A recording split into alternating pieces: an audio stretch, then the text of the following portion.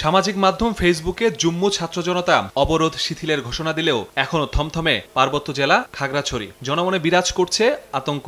জরুরি প্রয়োজন ছাড়া ঘরের বাইরে বের হচ্ছে না কেউই।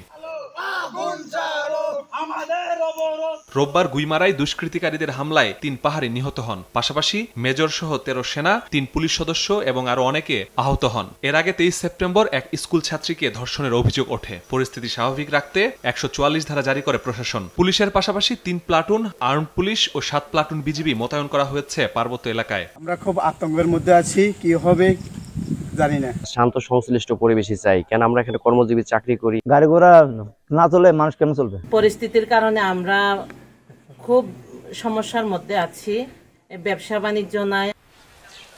এদিকে পরিস্থিতি স্বাভাবিক রাখতে সবাইকে শান্ত থাকার আহ্বান জানিয়ে বিবৃতি দিয়েছে বাংলাদেশ সেনাবাহিনী।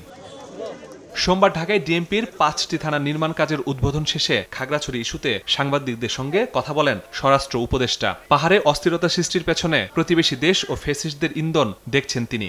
ভারতের ইন্ধনে বা ফ্যাসিস্টদের ইন্ধনে এই ঘটনাটা ঘটাচ্ছে।